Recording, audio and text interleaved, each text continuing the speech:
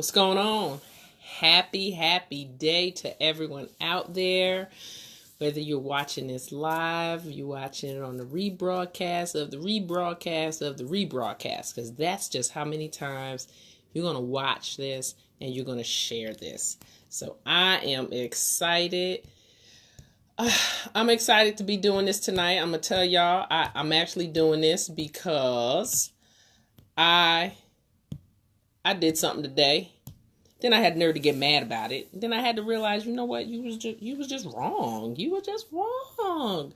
So, I always say that I am no relationship guru, but I do tell you what I know about what I've experienced in my own marriage. And so that's why I'm here. I figure that, whether you are in a relationship, coming out of a relationship, going into one, all the tips and tools that I'm sharing, you can use in everyday life, in everyday relationships. How are you, ma'am? Great to see ya. I bow to you. So look, I'm just going to try to hit it and quit it in 15 minutes because I just don't do long lives. I can't stand it. And my attention span is not that long. So I try to give the same thing that I would expect. So, okay. So let me just share this with y'all right quick. So this morning, my husband and I, we were leaving for church, and so I knew that today he was going to be doing, a lot of moving around and lifting some things. And so, I asked him, I said, "Are you wearing your comfortable shoes?" And he said, "Yes." And I was like, "Okay." He said, "Yeah, I'm prepared." And then I said, "Oh, maybe you ought to put something on your back and this is that and the other." And he says, "Well, there's nothing wrong with my back. I was just saying that my feet were hurting because I wore the wrong shoes." Hey. He said, I wore the wrong shoes. And I was like, you know what?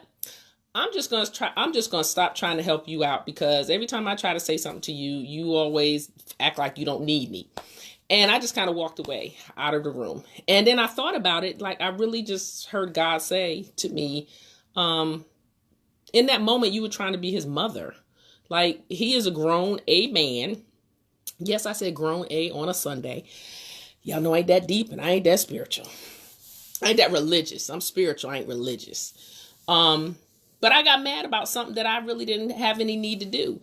And so immediately God was like, you need to do a live on being a wife or being a mother. So let me just share some things with y'all on how we women, so men are going to love this one, because this is all about us ladies and how we kind of get out of line and we want to get upset when they don't accept what we're offering. Well, sometimes they don't always need what we think they need. They could take care. If they were living out in the wild, they would survive. So why do we act like we got to be hand and foot? Do you need this? Let me do this. Blah, blah, blah, yada, yada, yada. So that's what happened this morning. So then something else happened 2 hours later. I did the same exact thing. And I said the same exact thing to him, and I was reminded of the same exact thing. So it was just obvious I was going to do this live. So here's a question. So I want to ask this question. So what does it mean when a man says to us that we remind him of his mother? And sure, we've all heard that.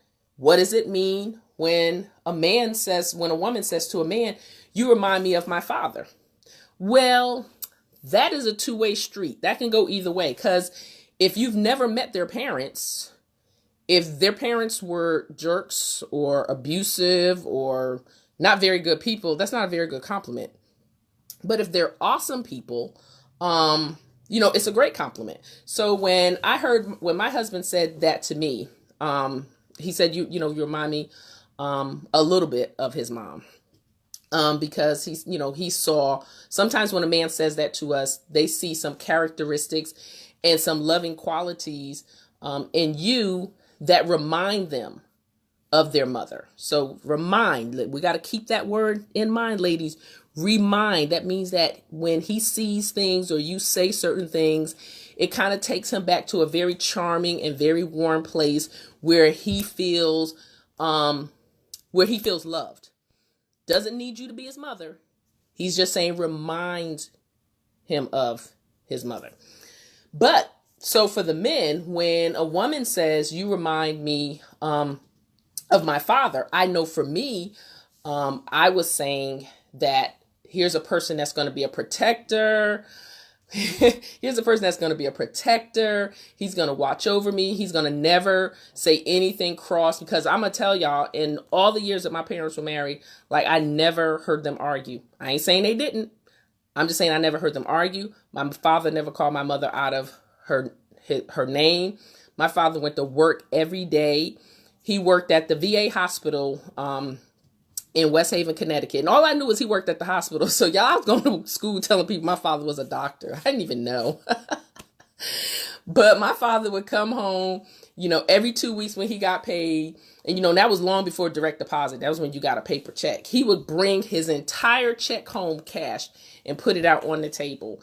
And my mother he would give it to my mother for her to take care of the household expensive. So, of course, when I saw that, I was like, shoot, yeah, I want somebody to come and lay their money on the table for me. And it's so interesting because a lot of things that my father did in our home, my husband does that in our home, right down to fixing our children breakfast when they were growing up, to fixing me breakfast, to just like, and then his paycheck. My husband, like, he pretty much, when he gets paid, he sends me a screenshot of his paycheck, so I'll know what I need, what I'm working with, and this is that and the other.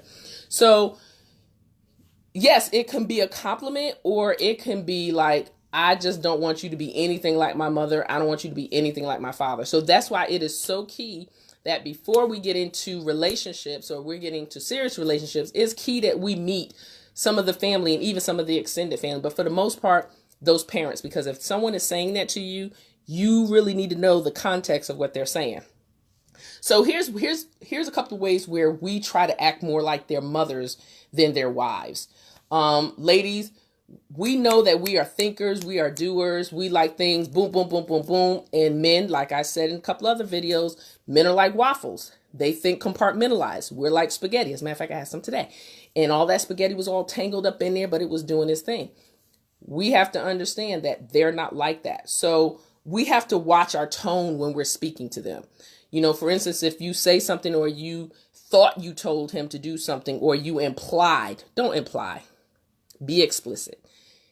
Be firm in what you're saying. When you think you told him something and he didn't do it, and you say, well, how many times do I have to tell you? Didn't I say that before? Why do I have to keep repeating myself? You don't ever listen. I don't think you care about me because you don't ever listen to me. Duh. He can't listen to you because you're not being clear and concise. So it's important that we feel that we're clear and concise when we're communicating with them.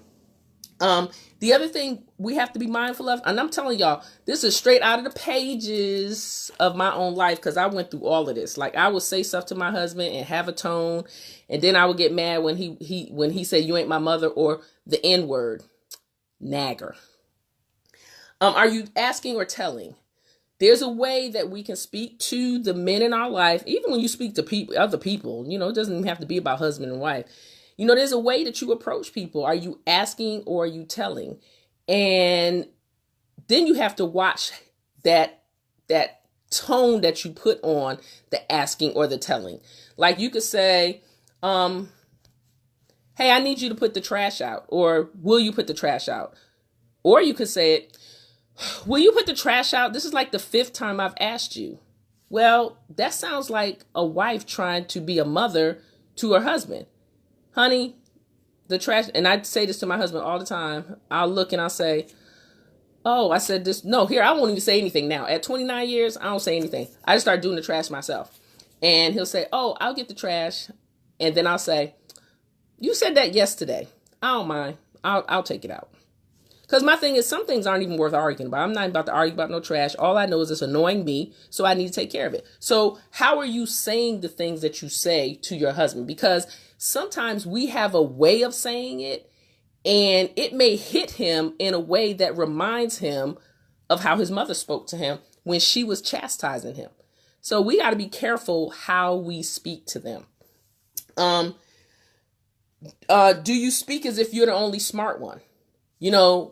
Sometimes you can, I did this to my husband, earlier today. He was putting something in the microwave, and it was a Chinese box. And I was like, oh my gosh, I was like overreacting, thinking he put it in with the little metal piece in there. And then I had to stop and think. Today was just a day I was just being somebody today, wasn't I?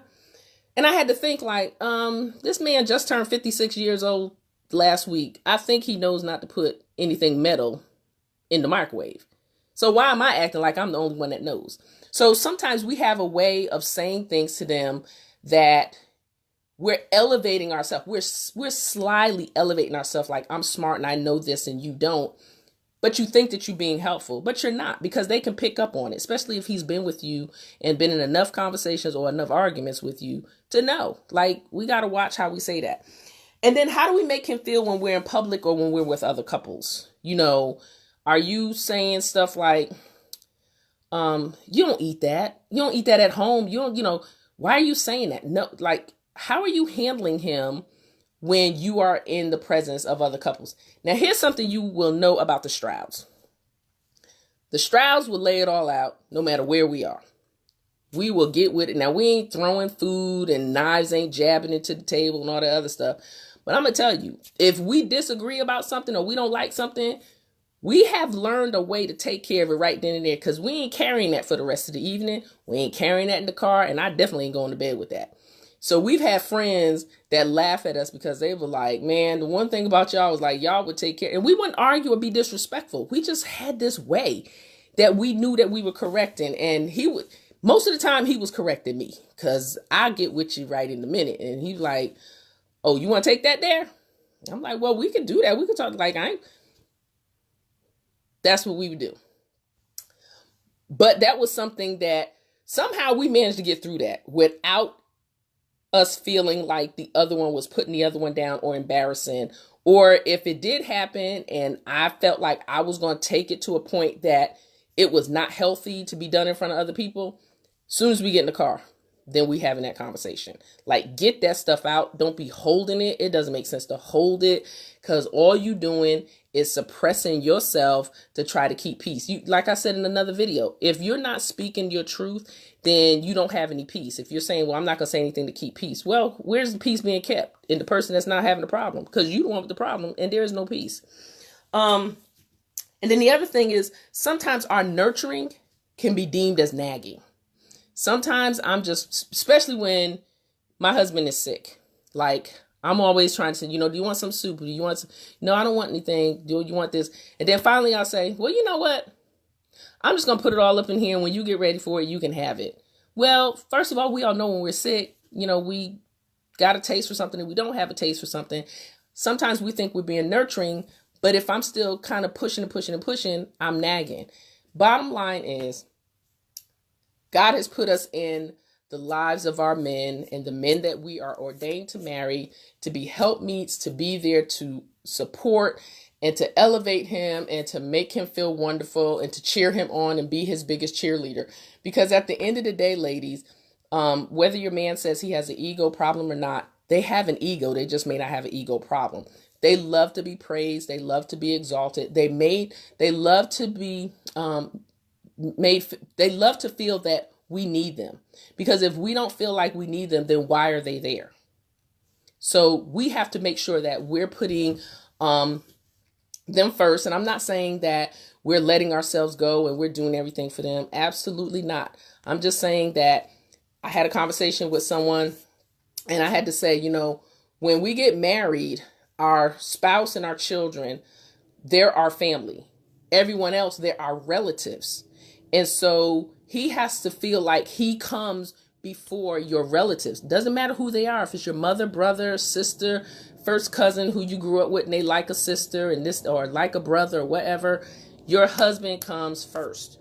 And if they don't feel like they're first in our lives and in the marriage, they'll be like, okay, I'll be first somewhere. So, I had to realize that, in my marriage, I was all out. I was doing everything. And my husband was very supportive. Let me tell y'all, I was in everything. I was on a bowling league. And then when I wasn't bowling, I was playing softball. And when I wasn't doing that, I was in a ceramics class. And when I wasn't doing that, I was working 12, 14 hours a day. And I was still taking care of the kids, but I was all over the place. Doing this, doing that. Fortunately, my husband loves to read and he can kind of introvertly go and find things. And he kept himself while I was doing all of this. But then I had to realize I'm not paying attention to him. And so they love to be paid attention to.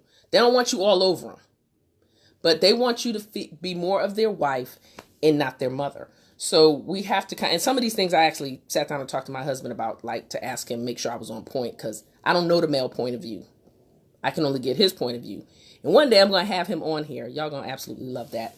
But I'm going to have to choose his words, because my husband will be long-winded. Now, if you want to see that, that's where I draw the line, because he is long-winded and I can't have all that. And then he can get into rants. So just kind of keep in mind, when a man says you remind him of his mother, what does that actually look like? What is his mother like? And when we're saying that he reminds us of our father, what is that? What are we looking for from him when we say that? So sometimes we have these expectations of men that they're unable to fulfill. We have got to realize that every need that we have, he will not be able to fulfill. I hope I just freed somebody up right there. He's not. He's not capable of fulfilling every need that you have. So you've got to scrap that. You have got to be comfortable within your own skin, and you have to find relationships and friendships and things to do that fulfill those things, because every gap and every void that we have, he is not going to be able to fulfill it. Like, karaoke just makes my life. It makes my day. Guess what? My husband ain't coming up there to do karaoke with me. I have to find other nuts that's willing to get up on the stage with me. And that's just a very light example. But there's sometimes we as women, we want to put all of that burden on a man, that you've got to fulfill me, and everything that I need, you have to fill that gap. That's irresponsible of us ladies to expect that, because they can't do it. They just can't. So, I did it in 17 minutes. I hope that you enjoyed this. Please share it. Watch it again if you missed it from the beginning. But thank you so much for watching. Tasha says, men like your husband are far and few between, like a needle in a haystack. Let me tell you. Okay, you about to make me go for 3 more minutes. You know what? It's not that they're few and far between. Sometimes we can get married to a man who either is not ready for us, or they're not for us. They're not ready for us, or they're not for us. Because every man can be made into the type of man that we want. We just have to do our role. And sometimes we just have to play hard to get. Let them chase us. Women today don't let men chase them anymore. And so a man has to be ready for you, because God has to get him ready. He has to get him ready. If he is not ready, and we get out there and we jump into a marriage with that person, what happens after that? Like I said before, contributing factor. Contributing factor means that you have taken part in the collision that has actually just happened. So all men out there can be great men. It's up to us ladies how they end up, because if we take them as they are and they're not ready when it's time to get married, then we've created that collision course that's going to happen down the line. Let me tell you, my husband was ready. I was the one that was not ready. When I tell you this is an anomaly of a relationship, but I knew he was a good catch, and I was like, I can't let that one go. So we have to determine how we're going to be treated, and things are going. They got to be ready. God, you got to make sure that they're ready for us before we jump into the relationship. Because if he's still a boy and he ain't mature, and we get out there and we marry him, then we get what we get 1 year, 5 year, 10 years down the line. So that's it. Tasha made me go 2 minutes over the 17 minutes. The 2 minutes I was already over. But I hope you got something out of that. I hope there are some nuggets. And I know that this is such a touchy subject. People aren't willing to share with questions or put information in the group. I'm okay with this. As long as you share this with folks that you know can use this or will benefit from this, that's all I care about. Because if one marriage or one relationship can be saved or spared as a result of something that I say, then hey, my purpose has been served. So hey, I don't mind being transparent. So thank you for watching, and I hope you all enjoy this. Give me some feedback and let me know some thoughts. Talk to you later. Did y'all like me wearing my hat backwards today? It was actually my Connecticut hat, but I didn't want to look like a nerd. So I went Connecticut on y'all today, and I just, everything's Connecticut. Got my Yale on. I went Connecticut tonight. So thank you for watching. Bye-bye.